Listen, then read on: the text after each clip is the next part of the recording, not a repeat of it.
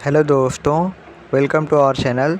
तो जैसा कि आप सभी लोग जानते हैं कि इस चैनल पर बीएड के पिछले 10 साल के एंट्रेंस पेपर के सॉल्यूशन का वीडियो अपलोड हो रहा है। और कल हम लोगों ने 2012 के पेपर फर्स्ट को पूरा देख लिया था, जिसमें आपके 100 प्रश्न आते हैं, जिसमें आपके 50 जो थे सामान्य ज्ञान के थे और 50 हिंदी के थे। तो आज हम लोग इसका दूसरा पेपर देखेंगे, ठीक है, जिसमें रीजनिंग आता है और आपके सब्जेक्ट से रिलेटेड प्रश्न आते हैं। तो आज का सबसे पहला प्रश्न है, निम्न में से कौन अन्य सभी से भिन्न है। ठीक है, आप में से बताना है कि इन चारों में से कौन अन्य सभी से भिन्न है। तो आप सभी लोग यहाँ पर देख सकते हैं कि जो यह 59 है, साथ ही साथ 19 है और 13 है, यह क्या है, रूट संख्याएं। लेकिन 35 जो है क्या है, यह डिविजिबल है, किससे है, 7 से विभाजित हो जाएगी। ठीक है, और साथ ही साथ यह 5 से भी हो जाएगी और 35 से भी हो जाएगी और 1 से भी हो जाएगी। लेकिन यह तीनों संख्याएं केवल और केवल अपने आप से और 1 से डिवाइड होंगी। ठीक है, इसीलिए यह रूट संख्याएं कहलाती हैं। और बाकी जो है आपका जो 35 है, यह 2-3 संख्याओं से डिविजिबल हो जाएगा, इसीलिए यह क्या है, भिन्न है इनमें से। तो ऑप्शन नंबर सी करेक्ट हो जाएगा। अगला है, निम्न में से कौन अन्य 3 से भिन्न है। तो आप सभी लोग यहाँ पे देख सकते हैं कि जो अक्टूबर है, जनवरी है और दिसंबर है, यह तीनों 31 दिन का होता है, लेकिन नवंबर जो है वह 30 दिन का होता है, इसीलिए यह भिन्न है। ठीक है, तो ऑप्शन नंबर सी आपका करेक्ट हो जाएगा। अगला है, निम्न श्रेणी क्रम की अग्रित संख्या को ज्ञात कीजिए। तो आप सभी लोग यहाँ पे देख सकते हैं कि यह जो नंबर दिए गए हैं, अगर इसमें से 5 माइनस करेंगे तो 40 आएगा, इसमें से 4 माइनस करेंगे तो 36 आएगा, यहाँ पे आप सभी लोग देख सकते हैं। फिर 36 में से 3 माइनस करेंगे 33 आएगा, और 33 में से 2 माइनस करेंगे तो 31 आएगा। तो राइट आंसर आपका बी हो जाएगा, क्योंकि एक एक कम करके माइनस करना था। ठीक है, अगला आपका, एक शब्द केवल एक संख्या समूह द्वारा दर्शाया गया है, जैसा कि विकल्पों में से किसी एक में दिया गया है। विकल्पों में दिए गए संख्या समूह अक्षरों को 2 वर्गों द्वारा दर्शाए गए हैं, जैसा कि नीचे दिए गए अवयवों में है। अवयव 1 में अवस्तंभ और पंक्तियों की संख्या 0 से 3 में दी गई है, और अवयव 2 में 4 से 7 इन अवयवों से एक अक्षर पहले उसकी पंक्ति और बाद अवस्तंभ संख्या द्वारा दर्शाया गया है। उदाहरण के लिए डी को 01 द्वारा दर्शाया गया है और आर को 44 द्वारा दर्शाया गया है। तो इसी तरह आपको प्रश्न में टेल के लिए समूह को पहचानना है, TALE के लिए। ठीक है, तो आप सभी लोग यहाँ पे देख सकते हैं कि यही आप व्यू दिया गया है, मैट्रिक्स दिया गया है। तो यहाँ पे आप लोग देखेंगे ऑप्शन कैसे चेक करेंगे। सबसे पहले ऑप्शन चेक करने के लिए पहला ऑप्शन चेक करते हैं। तो पहला ऑप्शन है 00, 31, 64 और 32। तो 00 को चेक करेंगे तो यहाँ पे 0 और यहाँ पे 0, यानी कि A आएगा। ठीक है, फिर क्या है 31, तो यहाँ पे आप लोग 3 देख सकते हैं, यहाँ पे है और उसके यहाँ पे 1 है, तो यहाँ पे L आएगा। फिर 64 देखने के लिए आप यहाँ देखेंगे तो 6 इसमें यहाँ है, इस वाली लाइन को पहले देखते हैं। 6 यहाँ पे है और 4 यहाँ पे ही है, तो 6 और 4 कहाँ एक दूसरे को क्रॉस करेंगे, यहाँ पे। और यहाँ पे कौन सा लेटर है, T है। ठीक है, यहाँ पे आप लोग देख सकते हैं निकाला है। फिर 32 देखेंगे, 32 देखने के लिए 3 यहाँ देखेंगे और 2 ऊपर वाले में देखेंगे। ये एक दूसरे को कहाँ पे क्रॉस करते हैं, E पे, तो E इसका यहाँ पे हो जाएगा। तो टेल तो इसका आया नहीं, फिर इसको अगले को चेक करेंगे इसको, तो इस प्रकार से इसका टेल आ जाएगा। ठीक है, सबसे पहले 64 को देखते हैं, तो यहाँ देखेंगे 6 का यहाँ और 4 का यहाँ, तो T पहला लेटर पे क्रॉस किया, T। अगला देखते हैं 00, तो 00 यहाँ देखेंगे तो A आएगा, A। और 31 देखने के लिए यहाँ देखेंगे 3 यहाँ और 1 यहाँ, एक दूसरे को L पे क्रॉस किए तो L। और E देखने के लिए यहाँ पर 32 दिया गया है, तो 32 3 यहाँ और 2 यहाँ, देखिए E आ गया। टेल इस प्रकार से आ जाएगा। ठीक है, तो इसका राइट आंसर कौन सा हो जाएगा, ऑप्शन नंबर बी। अगला है, निम्न श्रेणी क्रम को निम्नांकित में से कौन सी संख्या पूरी करेगी। तो इसमें आप सभी लोग देख सकते हैं कुछ नंबर दिए गए हैं। तो अगर 25 में आप 20 ऐड करते हैं तो 45 होगा, इसमें 30 ऐड करेंगे तो 75 होगा, इसमें क्या 40 ऐड करेंगे तो 115, और इसमें 50 ऐड करेंगे तो 165। तो अगले वाले में आपको 60 ऐड करना पड़ेगा। ठीक है, तो आप सभी लोग यहाँ पर देख सकते हैं, पहले 20 किया है, फिर 30, फिर 40, फिर 50, फिर 60 करेगा तो 225 आएगा। तो राइट आंसर आपका ऑप्शन नंबर सी। अगला है, नीचे दी गई श्रृंखला में कौन सी संख्या सही है। तो यहाँ पे कुछ श्रृंखला दी गई है, इसमें से पूछा है कौन सी संख्या सही होगी। तो इसका राइट आंसर आपका ऑप्शन नंबर डी होगा, 5, 6, 8, 6। और कैसे होगा मैं आपको बता देता हूँ। आप सभी लोग यहाँ पे देख सकते हैं कि पहले इनको क्रम में लिख लेना है। वहाँ पर पहले वाले को 1, 2, 3, 6 लिखना है, फिर 2, 3, 4, 6 लिखना है, फिर ऐसे करके क्रम में चारों को लिख लिया है। लेकिन आप लोग यहाँ पर देखेंगे तो इस तरीके से अगर आप लोग गिनेंगे तो देखिए क्या क्या किया है। इसमें पहले लिया है 1, 2, 3, 4, 5, ऐसे लिया है पहली लाइन। फिर क्या लिया है 2, 3, 4 5 6, दूसरी लाइन आप लोग देख सकते हैं दूसरा रो। फिर क्या लिया है 3 4 5 6 और 8 लिया है, ठीक है। लेकिन आपको यहाँ पे आना क्या चाहिए था 7, 3 4 5 6 7 आना चाहिए।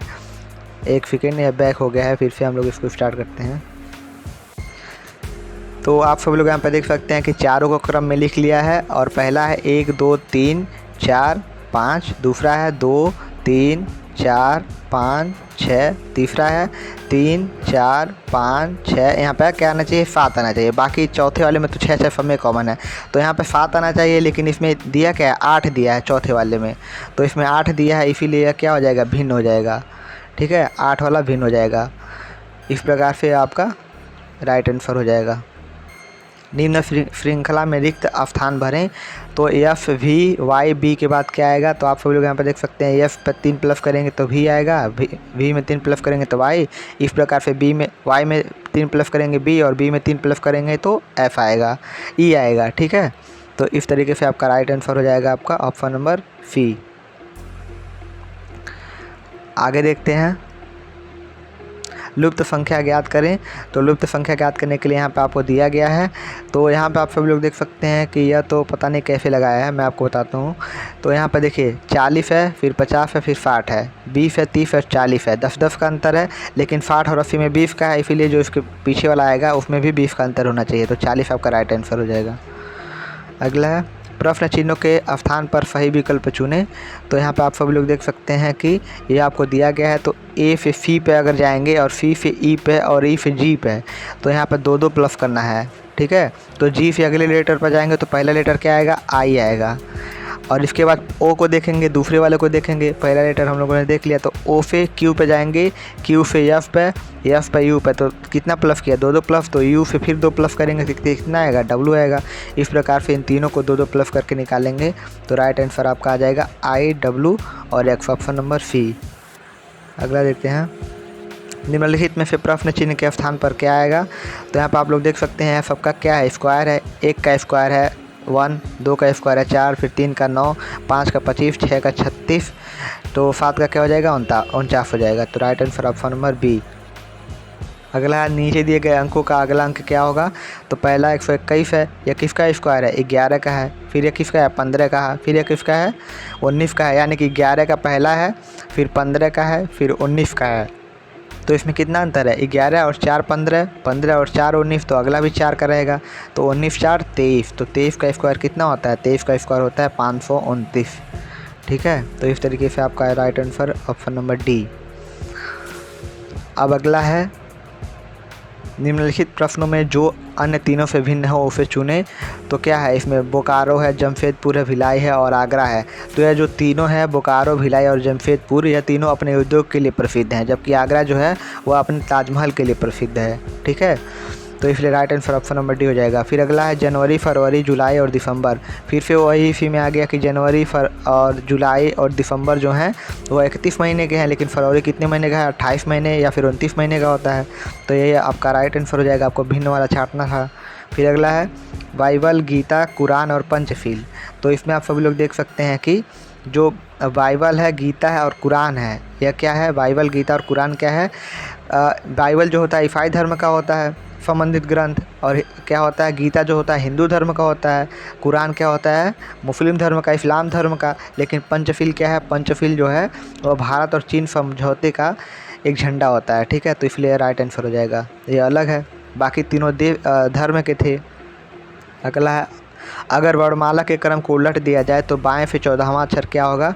तो आप सभी लोग ABCD पहले से लिख लेंगे, या फिर आपको याद भी होगा। तो अगर वर्णमाला को उलटेंगे तो पहले इसका राइट आंसर देख लीजिए, इसमें से कोई नहीं आएगा, ठीक है। कैसे नहीं आएगा आप सब लोग यहाँ पे देख सकते हैं कि अगर आप इसको उल्टेंगे ना, तो यहाँ पे मैं ABCD पूरा लिख नहीं सकता हूँ, नहीं तो मैं आपको बता देता हूँ। तो आप उसको उल्टेंगे तो वहाँ से बाएं से अगर 14वां लेटर इधर से गिनेंगे तो आपका जो राइट आंसर आएगा वह M आएगा, ठीक है। और अगर इसमें आप सब लोग देख सकते हैं कि जैसे ABCD ऐसे लिखा रहता है, तो और Z तक यानी Z नीचे आता है, तो आपको करना क्या है कि Z को ऊपर लिखना है Z, ठीक है। फिर उसके बाद यह Y, ठीक है, फिर X ऐसे करके उल्टा लिखना है। तो इधर से आप गिनेंगे तो 14वां लेटर जो है M आएगा, ठीक है। अगला है कौन सा अक्षर उफ अक्षर के दाएं ओर है, 8वां है जो कि बाएं से 12वां है। तो इसको भी आप लोग वैसे ही निकालेंगे। तो इसका राइट आंसर आ जाएगा ऑप्शन नंबर बी, टी आ जाएगा। ठीक है, बाएं से 12वां अक्षर एल होगा और एल से दाएं ओर जो होगा 8वां अक्षर टी होगा। अगला है कौन सा अक्षर उफ अक्षर के दाएं ओर 8वां है जो कि दाएं ओर से अंतिम अक्षर से एक पहले के अक्षर से बाएं तरफ 10वां है। इसको भी आप लोग उसी प्रकार से निकालेंगे तो यह भी बहुत आसानी से आ जाएगा। ठीक है, दाएं ओर के अंतिम अक्षर से एक अक्षर पहले जो होता है वाई होता है। ठीक है, और वाई के बाएं ओर कितना होगा, 10वां अक्षर ओ होगा, और ओ से पहले दाएं ओर 8वां अक्षर क्या हो जाएगा, डब्लू हो जाएगा। ठीक है, आप लोग उसमें ए बी सी डी लिख के देख सकते हैं।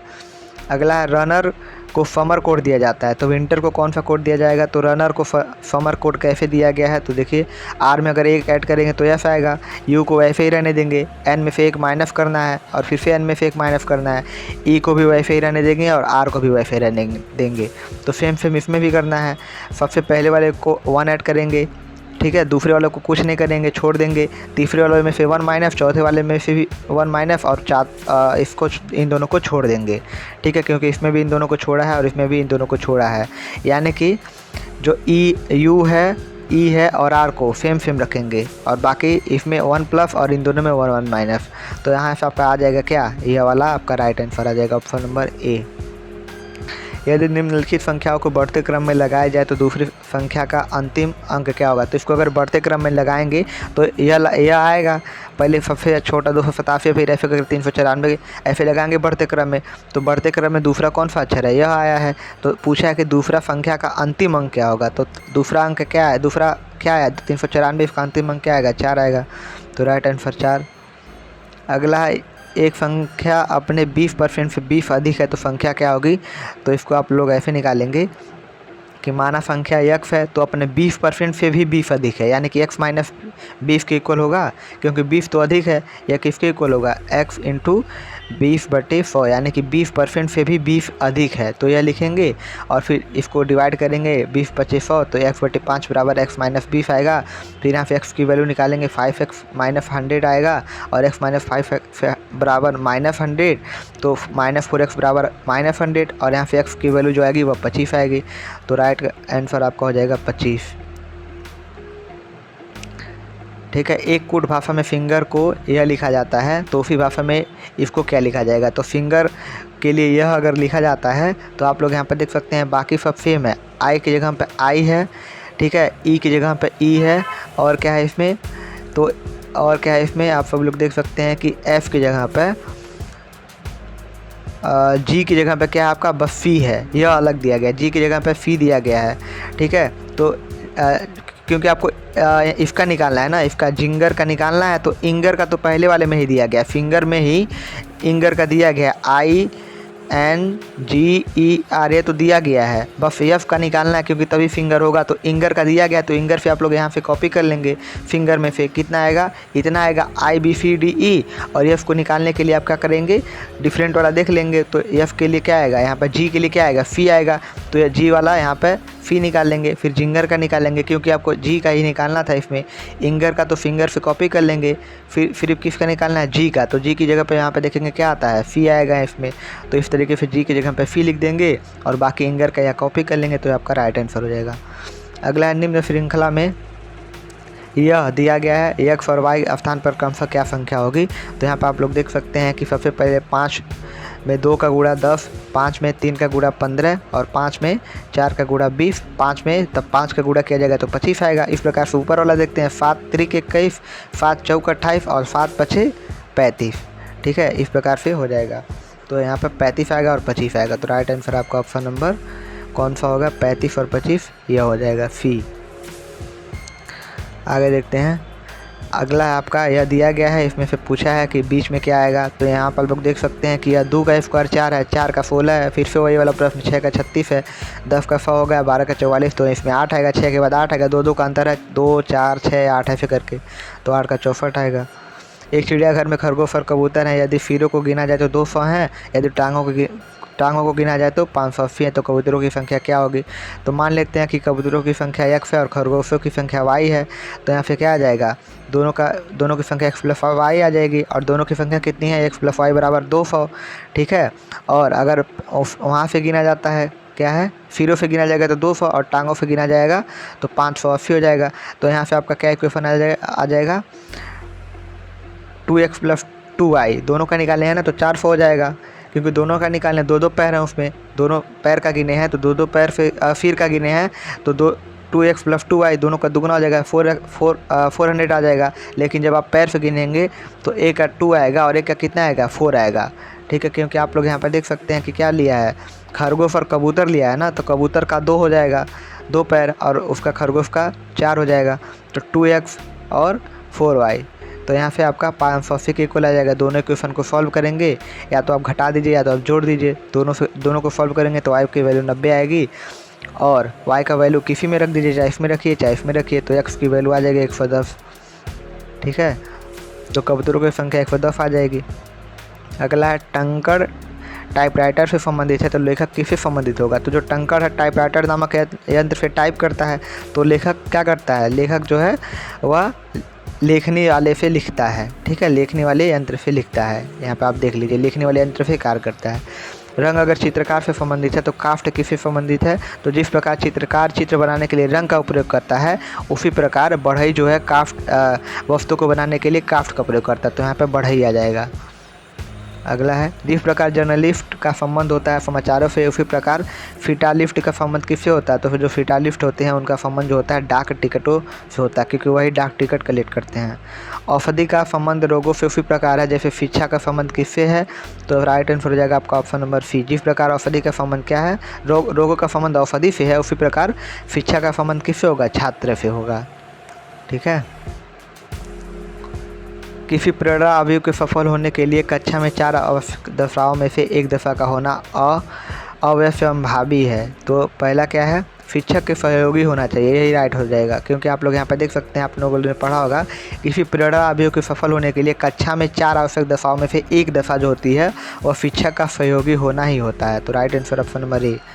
अगला है मनोविज्ञान प्रकृति के उत्तम परीक्षण का लक्षण है, तो मनोविज्ञान प्रकृति के उत्तम परीक्षण का लक्षण है विश्वसनीयता, ठीक है। यहाँ पे आप लोग देख सकते हैं। परिपक्वता काल में तैयार करने की अव्यवस्था संबंधी प्रत्यय व्यवहार के विकास को समझने में महत्वपूर्ण भूमिका निर्वाह करता है, क्योंकि इससे यह स्पष्ट होता है कि कुछ कौशल सीखना या तो कठिन है अथवा बिल्कुल असंभव है। यह एक प्रोडक्ट है तो आयु स्तर से पूर्व है, यानी कि कुछ इसमें क्या लिखा है, क्योंकि इससे स्पष्ट होता है कि कुछ कौशल जो होते हैं वह सीखना या तो कठिन होते हैं या तो बिल्कुल असंभव होते हैं, एक आयु स्तर से पूर्व है, यही होगा, ठीक है। अगला एक शिक्षक की उपयोगिता निर्भर करती है, तो ऑप्शन नंबर देखते हैं डी भी दिया गया, अपने गृहकार्यों के प्रति उदारता के लिए और कर्तव्यपरायणता के लिए, साथियों के समूह पर और विद्यालय की उपस्थिति पर। तो इसका जो राइट आंसर हो जाएगा आपका ऑप्शन नंबर हो जाएगा ए, कर्तव्यपरायणता पर। क्योंकि आप लोग यहाँ पर देख सकते हैं कि एक कुशल शिक्षक वही होता है जो अपने कर्तव्यों का समुचित निर्वहन करता है, ठीक है, तथा विद्यालय के छात्रों से अपने पुत्र जैसा व्यवहार करता है। अगला है यदि बालक चोरी करता है और भविष्य में वह ऐसा न करे, इसके लिए आप क्या करेंगे, तो सबसे राइट आंसर आपका हो जाएगा यह वाला हो जाएगा ऑप्शन नंबर। देखिए चोरी की हानि बताएंगे, यह भी हो जाएगा और डी भी हो जाएगा, दोनों से हो जाएगा, क्योंकि चोरी की हानि भी बताया जाता है और कार्य बस पैसा मांगने पर उसे यह कहेंगे कि कार्य तो तुम चोरी करके भी कर सकते हो, ताकि यानी कि शर्मिंदा करेंगे, तो दोनों ऑप्शन से हो जाएगा। अगला है वह गुण जो शिक्षक में परामर्शक है, तो इसका जो राइट आंसर हो जाएगा ऑप्शन नंबर ए, अनुकूल होना, और क्या है धैर्य रखना और सतर्कता से रहना, ठीक है। विद्यालय एक संस्था है जिसका कार्य क्या है, तो इसका कार्य है समाजीकरण करना, ठीक है। अगला है विद्यालय का पुस्तकालय जो होता है वह छात्रों एवं शिक्षकों के मानसिक धरातल का विकास करने में सहायक होता है। जैसे जैसे बालक बड़ा होता है उसका आदर्श प्रतिमान यानी कि चरित्र नायक से प्रतिस्थापित हो जाते हैं, तो राइट आंसर आपका माता पिता एवं भाई बहनों से। यदि बालक परिपक्वता के रूप में तैयार नहीं होता है तो विद्यालय की प्रत्याशाओं की पूर्ति करने के लिए विद्यालय प्रतीत होता है, ऑप्शन नंबर डी है ग्रंथ। अगला है आधुनिक मनोविज्ञान स्वयं को व्यक्त करती है, तो आधुनिक मनोविज्ञान स्वयं को व्यवहार के विज्ञान के रूप में व्यक्त करती है। परिवार बच्चों की प्रथम पाठशाला है, यह किसका कथन है, तो यह कथन जो था वह था अरस्तू का, ठीक है। अपने विद्यालय में एक श्रेष्ठ अध्यापक की प्राथमिकता रहती है, ऑप्शन नंबर डी छात्रों के प्रति रहती है। श्रेष्ठ अध्यापक की प्राथमिकता कहाँ रहती है, छात्रों के प्रति। प्रेरकों की भग्नाशा कारण होती है। तो राइट आंसर आपका ऑप्शन नंबर डी, व्यवहारिक असामान्यताओं की। एक अध्यापक जिसकी शिक्षण में अभिरुचि विकसित हो गई है वह, तो राइट आंसर आपका ऑप्शन नंबर डी, छात्रों के व्यवहार संबंधी समस्याओं का अध्ययन करता है। अगला है, एक शिक्षक जो शिक्षा मनोविज्ञान के सिद्धांतों को व्यवहार में लाता है उसे या फिर वह क्या कहलाता है? छात्रों के व्यक्तिगत आवश्यकताओं के अनुकूल अपनी शिक्षण विधियों को समायोजित करता है। ठीक है, वह क्या करता है? छात्रों की व्यक्तिगत आवश्यकताओं के अनुकूल अपनी शिक्षण विधि को समायोजित करता है। एक अच्छा शिक्षक वह होता है जो अपने कर्तव्य के प्रति सचेत रहता है।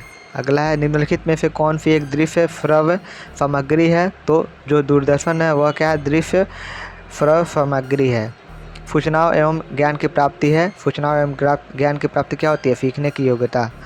अगला है, प्रेरणा के अनुसरण करना चाहिए, प्रेरणा को अनुसरण करना चाहिए पुरस्कार का।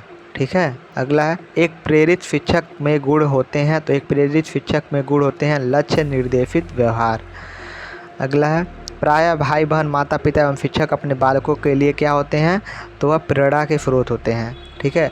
अब यहाँ तक आपके 50 प्रश्न जो हैं वह रीजनिंग के, ठीक है, ये ख़त्म होते हैं। अब इसके बाद जो 50 प्रश्न आगे के आते हैं वो आपके सब्जेक्ट के होते हैं। चाहे आप आर्ट के हों तो आर्ट वाला करेंगे, साइंस के होते हैं तो साइंस वाला करेंगे, कॉमर्स के हैं तो कॉमर्स वाला करेंगे। लेकिन इस पेपर में आप सब लोग देख सकते हैं कि विज्ञान वर्ग का मैं लेके आया हूँ। तो जो आर्ट वाले विद्यार्थी हैं और बाकी वाले विद्यार्थी हैं कॉमर्स वाले, तो वह अब यहाँ से नहीं देखेंगे, देख भी सकते हैं क्योंकि यह कभी कभी सामान्य ज्ञान में भी आ जाता है। ठीक है, लेकिन यह किसका है? तो विज्ञान वर्ग के लिए है 50 प्रश्न। ठीक है, तो अब आप लोग 2013 का जो भी आर्ट्स के विद्यार्थी हैं 2013 वाला सॉल्यूशन कुछ देर में जो अपलोड होगा उसको देखेंगे। ठीक है, तो यहाँ से आप सभी लोग देख सकते हैं कि 51वां नंबर प्रश्न है, मानव शरीर के पाचन क्रिया में किसका योगदान होता है?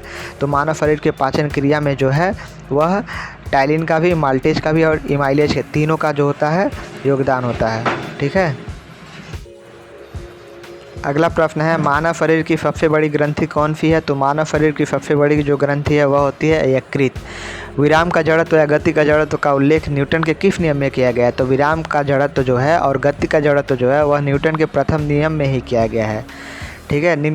अगला प्रश्न है, मानव शरीर की सबसे बड़ी ग्रंथि कौन सी है? तो मानव शरीर की सबसे बड़ी जो ग्रंथि है वह होती है यकृत। अगला है, विराम का जड़त्व या गति का जड़त्व का उल्लेख न्यूटन के किस नियम में किया गया है? तो विराम का जड़त्व और गति के जड़त्व का जो उल्लेख है वह न्यूटन के प्रथम नियम में ही किया गया है। अगला है, निम्नलिखित में से कौन सदिश राशि है? तो चाल, आयतन और घनत्व जो होता है वह सदिश राशि नहीं होती है, बल्कि बल, आघूर्ण जो होता है वह सदिश राशि होती है। और सदिश राशियाँ होती क्या हैं? तो जिनके परिमाण के साथ साथ दिशा भी होती है। ठीक है, और योग के निश्चित नियमों के अनुसार वह जोड़ी या फिर घटाई जा सकती हैं।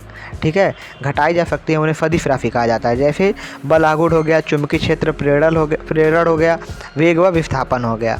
ठीक है, तो यह सब भी सदिश राशि हैं। अगला है, घड़ी की चाबी में संचित ऊर्जा किस ऊर्जा का उदाहरण है? तो घड़ी की चाबी में जो संचित ऊर्जा होती है वह होती है स्थितिज ऊर्जा। ठीक है। दो भिन्न पदार्थों के अणुओं के मध्य लगने वाले आकर्षण बल को क्या कहते हैं? तो आप सभी लोग जानते हैं कि उनके बीच लगने वाले बल को क्या कहते हैं? आसंजक बल। दो भिन्न परमाणुओं के बोला है। ठीक है, अगर सेम बोलता तो संसंजक बल लग जाता है, लेकिन भिन्न बोला है तो आसंजक बल। अगला है, इस्पात निर्माण हेतु किसने एक नई विधि की खोज की थी? तो इस्पात निर्माण हेतु जो है हेनरी विफेमर ने एक नई विधि की खोज की थी। ठीक है, इसके लिए विशेष प्रकार के अंडाकार बड़े बर्तन का उपयोग किया था इन्होंने, और इन्हीं के नाम पर इस्पात बनाने की इस विधि को विफेमर विधि ही कहते हैं। ठीक है, हेनरी विफेमर ने। अगला है, मैथ का एक प्रश्न है, यहाँ पर दिया गया x⁴ + 1/x⁴ = 47 और इसका वैल्यू निकालना है। तो यहाँ से आप सभी लोग निकाल सकते हैं कि अगर इसको आप लोग इस प्रकार से अगर तोड़ेंगे x² + 1/x² का होल स्क्वायर को, तो यहाँ से कितना आएगा? यहाँ से कितनी इसकी वैल्यू आएगी? इसको अगर खोलेंगे तो इतना आता है, ये अपने से लिखेंगे, यह फार्मूला अपने से लिखेंगे क्योंकि इसको खोलने पर यह वैल्यू आती है और इसका हमको मान पता है। तो यह वैल्यू आएगी प्लस क्या आता है? 2 आता है, तो इसकी वैल्यू रखेंगे 47 और +2 की वैल्यू 49 रखेंगे। तो इस प्रकार से यहाँ पर क्या आ जाएगा? इसकी वैल्यू क्या आ जाएगी? इसकी वैल्यू जो आएगी वो आएगी 49। तो इसका स्क्वायर बराबर 49 है, यानी कि इसको हटा देंगे तो कितना आएगा? 7 आएगा। x² + 1/x² = 7। तो यहाँ से क्या आ जाएगा? यहाँ से आपका आ जाएगा इसका स्क्वायर फिर से इसको निकाल लेंगे, ये आपको निकल गया। अब इस क्या करेंगे, इसको निकालेंगे तो इसको खोलने पर यह आती है, क्योंकि हमको इसकी वैल्यू पता है। तो इसकी वैल्यू इसको पुट करेंगे, 7 और प्लस 2 आता है तो 2 लिखेंगे, और उसके बाद यहाँ से निकालेंगे तो 9 आएगा। तो इसके स्क्वायर बराबर 9 है, तो इसको हटाएंगे तो यह बराबर 3 हो जाएगा। और हमको यही वाली वैल्यू चाहिए थी, इसमें पुट करना है। देखिए आपको सवाल में क्या पुट करना है, इसकी वैल्यू पुट करना है। अब इसकी वैल्यू निकल गई तो क्यूब बस करना बाकी है। तो यहाँ पे आप सब लोग देख सकते हैं कि x + 1/x की वैल्यू 3 निकल गई। तो यहाँ पे क्यूब कर दीजिए। तो क्यूब करेंगे तो इसको इसमें से मल्टीप्लाई करना होगा, और मल्टीप्लाई करेंगे तो इसकी वैल्यू 3 है, और इसकी वैल्यू निकाले ही है 7 और -1, तो यहाँ पे आपकी वैल्यू 18 आ जाएगी। प्रोटॉन की खोज किसने की थी, तो प्रोटॉन की खोज की थी रदरफोर्ड ने। अगला है, रदरफोर्ड के नाभिकीय सिद्धांत के बारे में कौन सा विकल्प सत्य नहीं है। तो जो रदरफोर्ड के नाभिकीय सिद्धांत के बारे में, परमाणु गोली होता है, सही है। परमाणु के अंदर का अधिकांश भाग खाली होता है, यह भी सही है। परमाणु में इलेक्ट्रॉनों से घिरे केंद्र में प्रोटॉन एक छोटा सा किंतु भारी नाभिक होता है, यह भी सही है। लेकिन परमाणु के नाभिक का आकार परमाणु के आकार की तुलना में बराबर होता है, नहीं, बराबर नहीं होता है। निम्नलिखित में से कौन सा सोडियम का इलेक्ट्रॉनिक विन्यास है। तो सोडियम का इलेक्ट्रॉनिक विन्यास आप सभी लोग निकाल लेंगे, 2 और 8 और 1 आएगा, ठीक है। 8 2 10 और 1 11, क्योंकि सोडियम का क्या होता है, परमाणु क्रमांक 11 होता है। तो क्या आ जाएगा, 2 8 और 1, ठीक है। निम्नलिखित में से कौन सा पौधा भोजन के तनों में संग्रह करते हैं। तो कौन सा पौधा जो है अपना भोजन तनों में संग्रह करता है, तो सभी, आलू भी करता है, गन्ना भी करता है और प्याज भी करता है, ठीक है। अगला है, जलीय तथा कीटभक्षी पौधा कौन है। तो जलीय और कीटभक्षी पौधा यूट्रिकुलेरिया है। अगला है, साबुन है। तो साबुन क्या है आपका, साबुन जो होता है उच्च श्रेणी वसा अम्लों के एल्कली धातुओं के लवण होते हैं, ठीक है। इनमें से कौन सा वास्तव में मीन नहीं है। मीन कौन नहीं है, तो मीन आपका कौन सा नहीं है, फुसफुस मछली होती है, बिल्ली मछली होती है, कुत्ता मछली होती है, लेकिन रजत मीन एक कीट होता है, ठीक है। यह आर्थ्रोपोडा संघ का एक जंतु होता है, ठीक है। बाकी से सतनी मछलियाँ होती हैं, मछलियों के प्रकार होते हैं, लेकिन रजत मछली जो होती है वह एक कीट होता है, रजत मीन। केलेमाइन किस धातु का अयस्क है। तो केलेमाइन जो है वह है जिंक का अयस्क है। और अगला है आपका, एक न्यूमेरिकल दे दिया गया है, तो आप सब लोग यहाँ पर देख सकते हैं कि इस प्रकार से इसको निकाल लेंगे। पहले log a log b बराबर इतना कर देंगे। इसको आप लोग देख लेंगे, क्योंकि इसको बताऊंगा तो बहुत लंबा वीडियो हो जाएगा। बहुत ही ईजी है, ठीक है। log a + log b ऐसे करके निकाला है = log 10 a + b हो जाएगा, बेस 10 रहेगा। यहाँ से आप लोग वो फार्मूला लगा देंगे, कौन सा वाला, log a + log b का, यहाँ से आपको आ जाएगा। पृथ्वी के केंद्र पर किसी पिंड का भार है, शून्य है, अनंत है, या फिर ध्रुव पर भार से थोड़ा कम है, या फिर विषुवत रेखा पर भार से थोड़ा कम है। तो इसका राइट आंसर हो जाएगा आपका शून्य होता है। पृथ्वी के केंद्र पर किसी भी पिंड का भार जो होता है वह होता है शून्य। 59 है, एक उत्तल लेंस जिसकी फोकस दूरी 0.5 मीटर है, एक अवतल लेंस जिसकी फोकस दूरी 1 मीटर है, को जोड़ा जाता है, परमाणु लेंस की क्षमता बताइए। तो D बराबर 1/f होता ही, आप लोगों ने पढ़ा ही होगा। तो यहाँ से 1/f की वैल्यू रखेंगे, f की वैल्यू 0.5 है, तो यहाँ से आ जाएगा आपका 1 डायोप्टर, ठीक है। स्पेक्ट्रोकोकस लैक्टिस नामक जीवाणु से किस खाद्य पदार्थ का निर्माण होता है। तो इसका राइट आंसर आपका दही का होता है, आप लोगों ने पढ़ा होगा, ठीक है। लैक्टोबैसिलस भी पढ़ा होगा। स्पेक्ट्रोकोकस लैक्टिस इसका यह नाम है, जीवाणु के कारण दही का निर्माण होता है, ठीक है। आपने लैक्टोबैसिलस भी पढ़ा होगा। एस्टिबैक्टर से अल्कोहल को ऑक्सीकृत कर एसिटिक अम्ल बनाया जाता है, जिसका उपयोग सिरका बनाने के लिए भी किया जाता है। इसको भी आप लोग याद कर लेंगे, यह भी आ सकता है। निम्नलिखित में से किससे उच्च ताप पर मापा जाता है। किससे उच्च ताप पर मापा जाता है। तो जो पायरोमीटर होता है उससे जो होता है उच्च ताप पर मापा जाता है, ठीक है। और इसको भी याद कर लेंगे, पेरिस्कोप या परिदर्शी का उपयोग जो होता है जल के भीतर वस्तु को देखने के लिए किया जाता है, जबकि पायरोमीटर जो होता है उसके लिए उच्च ताप मापा जाता है। माइक्रोफोन की खोज किसने की थी। तो माइक्रोफोन की जो खोज की थी वह की थी वर्लिनर ने, ठीक है। अगला, अग्निशामक यंत्रों में किन पदार्थों को भरा जाता है। तो अग्निशामक यंत्रों में सोडियम बाइकार्बोनेट को और गंधक अम्ल को भरा जाता है, बालू को नहीं भरा जाता है। अगला, रडार में किस प्रकार के तरंगों का उपयोग होता है। तो रडार से नाम से ही पता चल रहा है कि रेडियो तरंगों का उपयोग होगा। अगला है, हाइड्रोजनीकरण में किसकी मात्रा को बढ़ाया जाता है। तो हाइड्रोजनीकरण में हाइड्रोजन की मात्रा को ही बढ़ाया जाता है, ठीक है, क्योंकि हाइड्रोजनीकरण हो रहा है। अगला है, पोर्टलैंड सीमेंट के निर्माण के लिए निम्नलिखित में से किसका योगदान होता है? तो पोर्टलैंड सीमेंट के निर्माण के लिए चूना भी यूज होता है, सिलिका भी होता है और जिप्सम भी होता है, यानी कि right answer option number D हो जाएगा उपयुक्त तीनों का। अगला, निम्नलिखित में से कौन सा विस्फोटक पदार्थ है? तो विस्फोटक पदार्थ कौन होता है? RDX होता है, TNT भी होता है और पिक्रिक अम्ल भी होता है। तीनों विस्फोटक पदार्थ होते हैं, ठीक है। पिक्रिक अम्ल को क्या कहते हैं? 2,4,6 ट्राइनाइट्रोफिनॉल कहते हैं। इसका रासायनिक नाम है 2,4,6 ट्राइनाइट्रोफिनॉल। और TNT भी है आपका, और RDX भी होता है विस्फोटक। तो राइट आंसर आपका ऑप्शन नंबर डी हो जाएगा उपयुक्त सभी।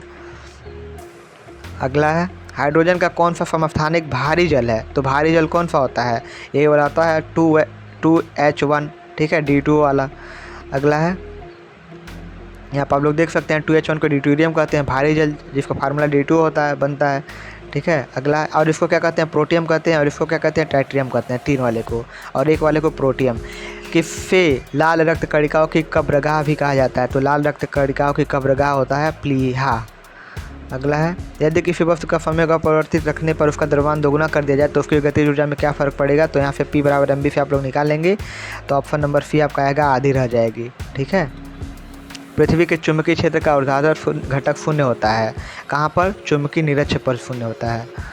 अगला है, ये आपको एक न्यूमेरिकल दिया गया है, इसको आप सब लोग सॉल्व कर लेंगे। 5 के पावर x √32 के पावर x प्लस 3, 5 के पावर x √32 के पावर x प्लस 3, इसको आप सब लोग बराबर 50 दिया है, इसको आप सब लोग सॉल्व करेंगे इस प्रकार से। तो इसका जो राइट आंसर आ जाएगा ऑप्शन नंबर सी 2 आ जाएगा, ठीक है। अगला प्रश्न है, किसी द्रव को गैस या वाष्प की अवस्था में ठंडा कर द्रव में परिणत करने की क्रिया किस नाम से जाना जाता है? तो यह संघनन के नाम से जाना जाता है। किसी द्रव को गैस या वाष्प की अवस्था में ठंडा कर द्रव में परिणत करने की क्रिया को संघनन कहा जाता है, ठीक है। और चालन ऊर्जा संचरण की प्रक्रिया, यह क्या है? चालन ऊर्जा संचरण की प्रक्रिया है। और संवहन के द्वारा तरल पदार्थ गर्म होता है, द्रव के गैस या वाष्प बनने की क्रिया को वाष्पीकरण कहते हैं। तो अगर वाष्पीकरण भी आता है तो क्या मानेंगे? द्रव के गैस या वाष्प बनने की क्रिया को वाष्पीकरण कहते हैं। तो अगर द्रव से गैस बनेगा या फिर वाष्प बनेगा तो वाष्पीकरण कहेंगे। लेकिन अगर द्रव से आपका ठंडा कर क्या करते हैं,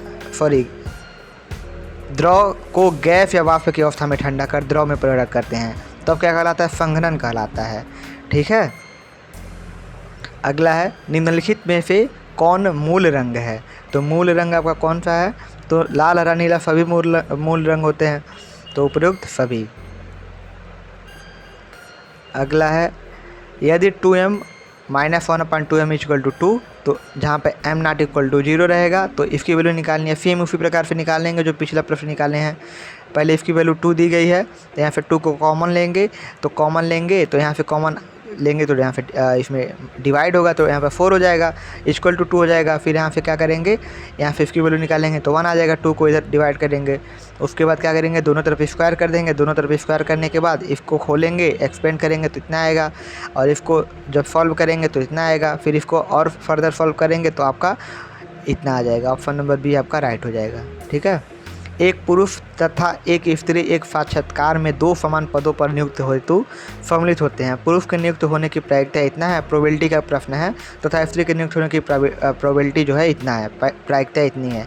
तो उनमें से केवल एक के नियुक्त होने की प्रायिकता कितनी होगी? तो PA जो है आपका इतना है, 1 - 1/4 करेंगे क्योंकि 1 में से ही घटाते हैं, तो पुरुष वाला निकालेंगे तो यह आ जाएगा।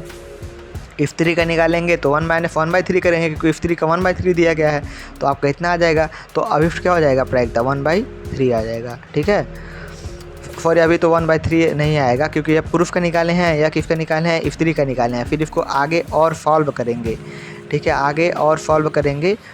तो सॉल्व करके आई थिंक दिया नहीं है, यहाँ पर देना चाहिए, रुकिए मैं आपको दिखा देता हूँ।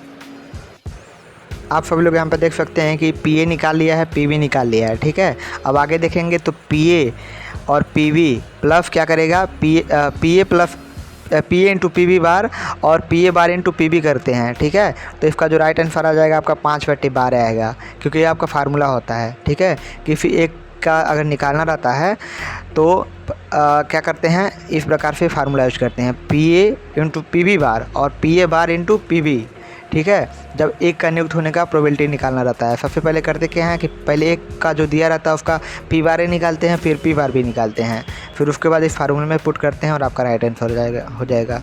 मार्फ गैस है, तो जो मार्फ गैस होती है वह मीथेन गैस होती है, ठीक है।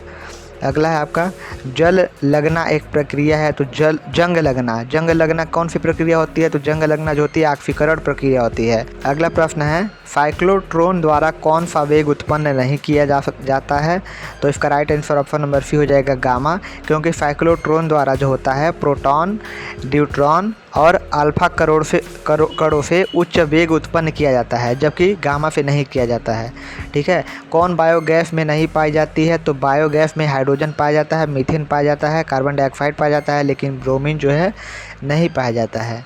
अगला है आपका दूरदर्शी, जिसका उपयोग प्रायः आकाशीय पिंडों तथा अन्य दूर की वस्तु को देखने के लिए किया जाता है, इसमें कितने लेंस लगे होते हैं, तो दूरदर्शी में जो होता है 2 लेंस लगे होते हैं, ठीक है। माँ के दूध में कौन सा पोषक तत्व पाया जाता है, तो माँ के दूध में जो होता है क्या पाया जाता है, विटामिन पाया जाता है, आयोडीन भी पाया जाता है और आयरन भी पाया जाता है, ठीक है, यानी कि तीनों पाए जाते हैं। ऑप्शन नंबर डी आपका राइट आंसर हो जाएगा। निम्नलिखित में से कौन मलेरिया मच्छरों की प्रजाति है, तो मलेरिया मच्छरों की जो प्रजाति है वह यह तीनों है, ठीक है, यह तीनों जो है मलेरिया मच्छरों की प्रजाति है। Right answer option number D हो जाएगा। अगला है बीसीजी टीका किस रोग को रोकने के लिए लगाया जाता है, तो बीसीजी टीका जो लगता था वह टीबी के लिए रोकने के लिए लगाया जाता था, ठीक है। अगला प्रश्न है यदि एक्स वाई और जेड क्रमशः किसी बहुफलक के फलकों, शीर्षों और किनारों की संख्या को प्रदर्शित करते हैं, तो निम्न में से कौन सा सत्य है। तो सबसे पहले प्रश्न समझते हैं। एक्स क्या है आपका, बहुफलक का एक फलक है। वाई क्या है आपका, बहुफलक का एक शीर्ष है। कहाँ गया प्रश्न, यहाँ पे है, ठीक है। एक्स क्या है, बहुफलक का फलक है, ठीक है। और वाई क्या है आपका एक शीर्ष है बहुफलक का, और जेड क्या है बहुफलक का किनारा है, ठीक है। यह तीनों की संख्या को प्रदर्शित करते हैं, तो कौन सा सत्य होगा, तो बहुफलकों की जो संख्या होती है 6 होती है, और बहुफलकों में शीर्ष कितने होते हैं 8 होते हैं, और किनारे कितने होते हैं 12 होते हैं। तो यहाँ पे आप लोग इस प्रकार से निकालेंगे x-2 = z - y, तो आपका आ जाएगा यहाँ पे 12 - 8, अतः क्या आ जाएगा आपका, यह वाला आपका ऑप्शन सही हो जाएगा, ठीक है। निम्नलिखित में से ध्वनि का वेग सबसे अधिक किस में होता है, तो ध्वनि का जो वेग होता है सबसे अधिक होता है एल्यूमिनियम में, ठीक है। कांच में नहीं, पारा में नहीं, लोहा में नहीं, सबसे ज़्यादा किस में होता है, एल्यूमिनियम में होता है। निम्नलिखित में से जीवाणुओं यानी कि बैक्टीरिया द्वारा फैलने वाले रोगों का समूह चुनिए, तो बैक्टीरिया द्वारा क्या क्या फैलता है, तो देखिए तपेदिक, न्यूमोनिया और बुखार जो टाइफाइड वाला होता है, यह किसके द्वारा फैलता है, यह जीवाणुओं द्वारा यानी कि बैक्टीरिया द्वारा फैलता है, ठीक है। अगला प्रश्न है शिशु अवस्था में मनुष्य की कितनी हड्डियां पाई जाती हैं, तो शिशु अवस्था में मनुष्य की 300 हड्डियां पाई जाती हैं, जो कि वयस्क होने पर क्या हो जाता है 206 हो जाता है, लेकिन शिशु अवस्था में कितनी पाई जाती हैं 300। निम्न में से किसका क्षेत्रफल सबसे अधिक है, तो आप लोग चारों का क्षेत्रफल निकाल लेंगे। सबसे पहले दिया √2 सेमी त्रिज्या का एक वृत्त, तो वृत्त की त्रिज्या अगर √2 है तो वृत्त का क्षेत्रफल πr², तो यहाँ पे 44/7 आएगा। अगला है 2 सेमी भुजा का एक वर्ग, तो 2 सेमी भुजा का वर्ग का क्षेत्रफल यहाँ निकालेंगे, भुजा स्क्वायर तो 4 आ जाएगा, और 2 सेमी समबाहु त्रिभुज का निकालेंगे क्षेत्रफल तो इतना आ जाएगा। तो इस प्रकार से आपका ऑप्शन डी जो हो जाएगा 3, 4, 5 सेमी भुजा का एक त्रिभुज है। डी वाले को चेक करते हैं, तो इसका जो हो जाएगा क्षेत्रफल वह 6 आएगा। तो यहाँ से आप सभी लोग देख सकते हैं कि इसका 6 आया है, और इसका 4 आया है, और इसका 44/7 है, इसीलिए आपका जो राइट आंसर हो जाएगा ऑप्शन नंबर ए हो जाएगा, √2 सेमी त्रिज्या का एक वृत्त, ठीक है। क्योंकि यहाँ पे 44/7 को आप उसमें करेंगे दशमलव में, तो यह 6 से ज़्यादा आएगा, 6 और 4 से ज़्यादा आएगा, ठीक है। एक धारा प्रवाह में समर्थ चालक पर लगने वाला बल की दिशा का निर्धारण कैसे होगा यदि चालक चुंबकीय क्षेत्र में रखा हो, तो राइट आंसर आपका ऑप्शन नंबर डी, फ्लेमिंग के बाएं हाथ के नियम द्वारा, ठीक है। और साथ ही साथ फ्लेमिंग के बाएं हाथ के नियम का चुंबकीय क्षेत्र में स्थित किसी धारावाही चालक पर लगने वाला चुंबकीय बल की दिशा बताने के लिए प्रयोग किया जाता है।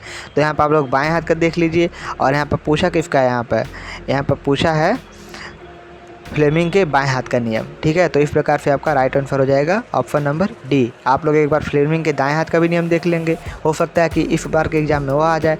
तो इस प्रकार आपका 2013 का जो पेपर था वह पूरी तरीके से इस चैनल पर अपलोड कर दिया गया है। अब अगली जो वीडियो आएगी, सॉरी 2012 का, अब अगली जो वीडियो आएगी वह 2013 के पेपर के सॉल्यूशन की वीडियो आएगी, जो कि कुछ ही देर में अपलोड कर दी जाएगी। ठीक है, तो आज की इस वीडियो में बस इतना ही। मिलते हैं हमसे अगली वीडियो में। Thank you so much.